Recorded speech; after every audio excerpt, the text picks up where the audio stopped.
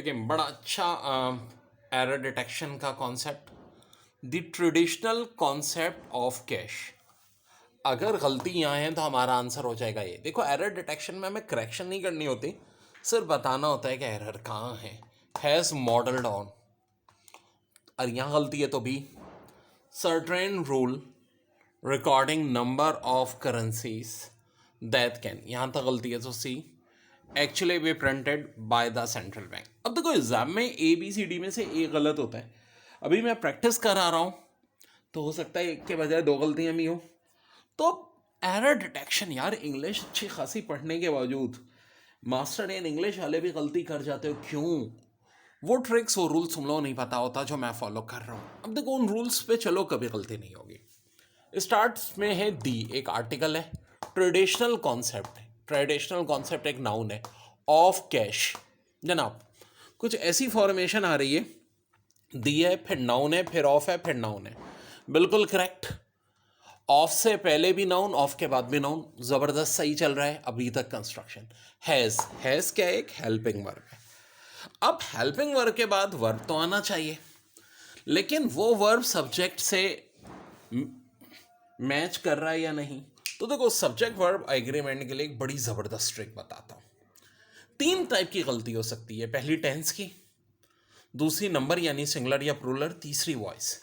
इनके अलावा और कोई नहीं होगी। ये चीज़ पकड़ लो तो सब कुछ हलवा हलवा हो जाएगा। तो देखो, the sentence the traditional concept of cash has modelled on certain rule recording number of currencies that can actually be printed by the central bank. देखो कैन भी आ रहा है, हैज़ भी आ रहा है, तो यार टेंस का तो मसला नहीं है, सारा प्रेजेंट टेंस चल रहा है। ओके जी।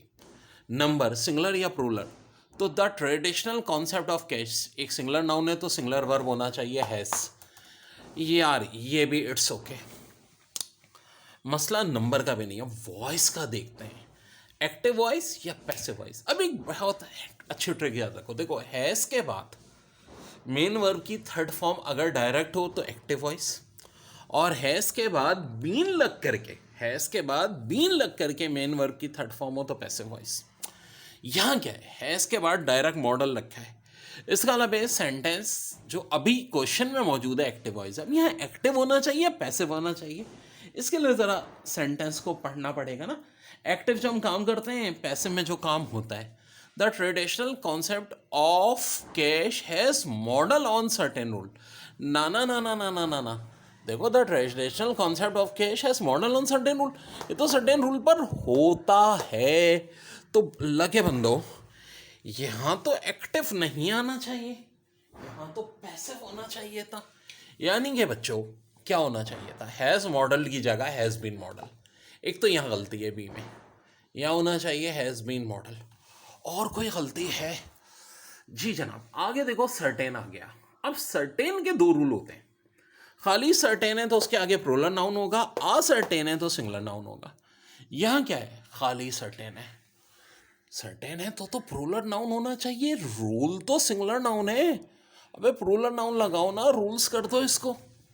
और मेरे भाई यही तो एरर थे दोनों, हैज़ बीन मॉडल और सर्टेन रूल्स। करेक्ट